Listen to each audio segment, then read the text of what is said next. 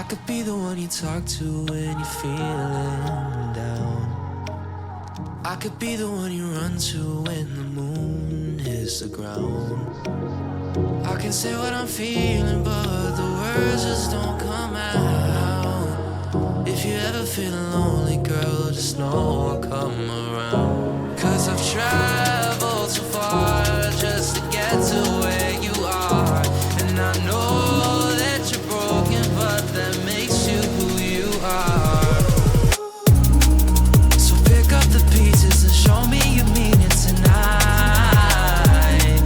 I know what you're feeling, I see that look in your eyes. So pick up the pieces and show me you mean it tonight. 'Cause what I've been dreaming is giving you my paradise.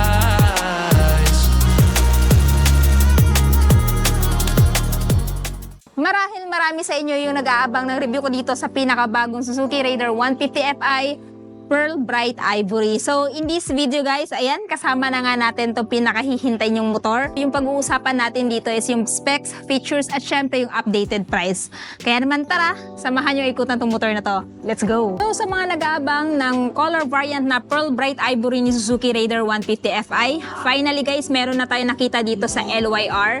So, maraming nag-aabang na mga subscribers ko sa kulay na to dahil nga daw napakaganda. So, this one is yung Sports Edition kasi meron dalawang edition si Suzuki Raider na nilabas ngayon 2024, yung Rug or Rug Edition at saka itong Sports Edition. So yung first impression ko nung nakita ko itong motor na to guys, napamangha ako kasi modern na yung kanyang kulay, maging yung kanyang decals.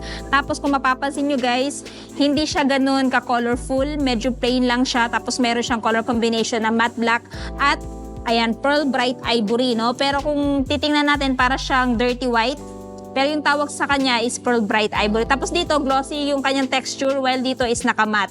And then yung pansin ko lang din guys, no, pagdating sa decals niya, gold, nag-complement talaga sa kulay niya. So, parang plain lang siya, no? So, for me, goods na goods yan. Suzuki Raider 150 Fi is powered by 147.3cc, liquid-cooled single-cylinder 4-stroke 4-valve dual overhead cam. So, ito guys ay may lakas na 13.6 kilowatts at 10,000 RPM and max torque of 13.8 Nm at 8,500 RPM. Pagdating naman guys sa kanyang fuel tank capacity, which is na dito sa kanyang underseat, meron siyang fuel tank na 4 liters. Tapos yung gini-claim ni Suzuki na average fuel consumption since siya ay Fi na is 50 km per liter.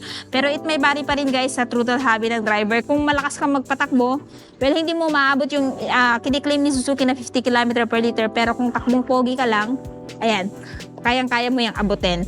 And isa pa guys na nagustuhan ko dito, aside sa forma niya, no, mas pinamodern na yung looks niya. Though kahit decals at saka color nagkaiba doon sa old version, nandun pa rin naman yung pagka-supreme niya, which is ito nga yung tinatawag nila na the pinnacle of hyper underbone. Kasi yung the king of underbone guys is yung si Suzuki Raider Carb, which is ayan, meron din silang bagong model at saka bagong color variant. So pagdating sa headlight, ganun pa rin naman guys, wala pa rin naman pinagbago, no? Naka-LED turn signal is naka-bulb type. So comment down below guys if ever i-upgrade to ni Suzuki, ano yung mga upgrade yung gusto nyo pagdating dito kay Suzuki Raider 150 Fi. Next, pagdating naman dito sa head, nandito pa rin yung kanyang pride of ownership, which is yung kanyang emblem na Suzuki. Nandito meron pa rin sticker, ayan, na Fi fuel injection. Tapos pagdating dito sa side, nandito yung kanyang decals na hyper underbone. So, combination siya guys ng Pearl Bright Ivory at saka ng gold. Para kasing gold yung kulay ng kanyang decals guys. Same dito sa kanyang mags. Nag-complement talaga yung kulay ng dalawa. Pagdating sa suspension, ginamitan siya ng telescopic fork suspension. And ganun pa rin naman, single hydraulic disc brake with dual path piston brake caliper. So, good thing guys na naka-dual path yan para nang sa ganun, yung braking system niya, lalong-lalo sa high speed, napakakapit na, no? So, ayan, comment nyo sa baba kung if ever gusto nyo itong i-upgrade ng EBS. So, sa front tire size naman, 70 by 90 by 17. This one is tubeless na. So, yung kinaganda sa tubeless type guys, pag was mapako, hindi basta-basta mag-flat. Ayan. Tapos, ito yung kanyang fender guys, naka-matte black. Tapos, nandito yung kanyang radiator. So, if I were you guys, if ever ito yung bibilhin yung motor, bili kayo ng aftermarket na radiator cover nang sa ganun, hindi siya matamaan ng bato-bato kasi yung tendency nito pag once natamaan ng bato-bato, yuyupi. Tapos yung horn, ayan guys, may cover na yung horn. Undercowl niya, pamprotekta yan sa mga bato-bato para hindi madaling matamaan yung engine ng motor na to. And dito naman, sa kanyang side, ito yung itsura niya side view guys. Ayan. O diba, napaka-astig ng forma. Nice. So, meron siyang decals dito na Suzuki, yung Pearl Bright Ivory na decals. Tapos dito gold, Raider R150 dual overhead cam 4 valve. At saka yung Suzuki Advanced Twin Spark frame. At pagdating sa transmission guys, siya po ay 6-speed manual transmission. Tapos dito, nandito pa rin naman yung kanyang R150 na napakahaba na decals. And liquid gold, so makakaasa kang sa long ride, hindi na basta-basta mag-overheat itong motor na to, no? Tapos, ayan guys, hindi pa rin tinanggal yung kickstart. For me, goods na goods yan, para nang sa ganun, pag madiskarga yung baterya, ayan, may pag-asa pa kayong mapaandar tong motor na to. Kasi yung ibang motor ngayon, na underbone type, tinatanggalan na ng kickstart. And sa akin, mas favor sa akin na may kickstart. Para nang sa ganun, hindi ka aasa sa electric start lamang. Tapos, nandito yung kanyang brake pedal, foot peg ng driver, tapos yung foot peg ng angkas. Ayan. Yung sa tambuchon naman niya guys, same pa rin ang designs, kagaya ng dati. Meron pa rin siyang heat guard. Ayan. Metal yan. Maging dito, exhaust end cap, silver yung datingan. And, balik muna tayo dito sa kanyang handlebar. So, sa handlebar guys, no? Napaka-aggressive pa rin ang design, parang naka-V. Yung mga buttons and switches dito sa right side is, ayan, electric start. And aside dyan, wala ka nang ibang makikitang buttons, no? Sa left side naman, meron siyang patayan ng ilaw. Ayan, patayan din ng ilaw ng dashboard to. Tapos high beam, low beam, turn signal switch, off, tapos yung horn. And then, pagdating sa dashboard, so, hindi natin makikita yung dashboard guys kasi saka lang nila to ina-activate once na purchase na. Pero yung information naman meron dito is kagaya ng speedometer, RPM indicator, trip A, trip B, tapos yung fuel gauge. Ayan, yung basically type lang naman ng mga information na kailanganin mo sa isang motor. Tapos meron siyang select at saka adjust. So, dyan ka mag-select at saka mag-a-adjust ng mga information dito sa dashboard. So, naka-fully digital instrument panel na din siya. Pagdating naman sa kanyang side mirror guys, typical dahon type pa rin. Ganun pa rin, kagaya ng design ng dati. So, kung if ever bibili kayo ng aftermarket at gusto nyo itong palitan itong side mirror na to, meron akong i-recommend sa inyo, which is yung gamit ko kay Click na Street King side mirror. So, ilalagay ko po yung link sa baba para maka-order na din kayo. Tapos dito sa kanya ignition guys, meron na din siyang key shutter. So safe na safe yan para hindi madali mabuting-ting ipapark mo to sa matataong lugar. Ayan. And then dito, pansin nyo guys, meron siyang front pocket dito. So may maliit siyang front pocket dito, pwede mo ilagay yung papers ng motor, coin purse mo. Ayan, mga personal belongings mo na maliliit na pwedeng mailagay dito. Tapos pagdating naman guys sa kanyang upuan, syempre hindi ka makakaasa, generous yung seat niya since underbone type to ng motor. Ayan. So, goods na goods yung pormahan niya sa pormahan ng motor na to. Pero kung sa comfort, wala siyang may bibigyan ng comfort para sa inyo guys. Ayan. So, dito tayo sa kanyang grab bar. Ayan, ganun pa rin guys, naka-matte. So, napaka-sharp din ng design and napakaganda din ng pagkaka-mount, durable. So, goods na goods yan, hawakan ng angkas mo kung ayaw niya namang humawak sa inyo. So, dito tayo banda sa kanyang likod. Pagdating naman dito sa kanyang gulong sa likod, guys, IRC yung brand, same sa front, tapos naka-mugs na gold. Ayan, tapos ito ay merong tire size, guys, na 80 by 90 by 17, tubeless.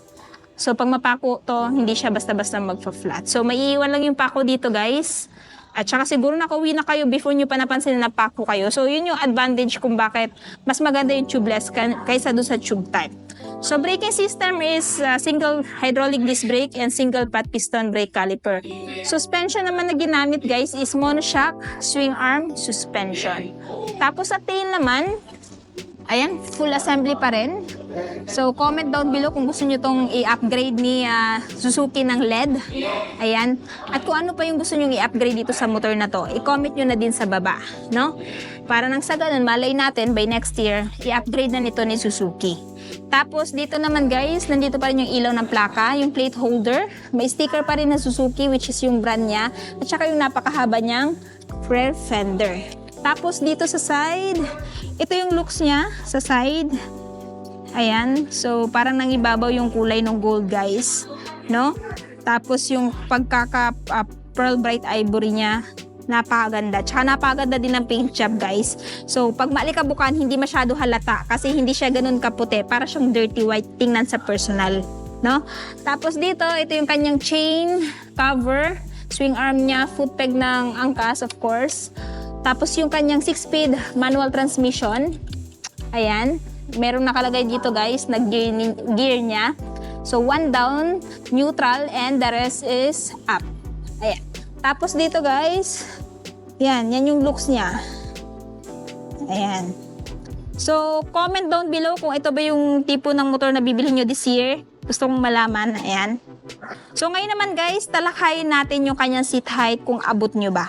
So, ito yung itsura natin guys pag nakaupo kayo Suzuki Raider 150 Fi. So, meron tayong height na 5'5" at sa seat height niya na 765mm at ground clearance sa 150mm. Kita nyo naman, abot na abot natin tong motor na to. So, if ever mayroon kayong height kahit na 5 flat, kaya nyo pa rin tong abutin. So, ayan. Yung kanyang turning radius, malawak naman, tsaka napakadali lang din niyang i-maneuver. So, sa long ride guys, medyo ngawit nga lang kayo dito kasi medyo nakalin kayo ng ganyan, unlike doon sa ibang underbow na naka-upright sitting position. Pero kung yung forma talaga yung habol nyo at speed, ayan, highly recommend this one. So, ayan. Kita nyo naman guys, napaka-forma, no? Napakaangas. So, hindi ako magtataka kung bakit isa to sa pinipilahan ng mga riders ngayon dahil nga sa looks at saka sa speed niya.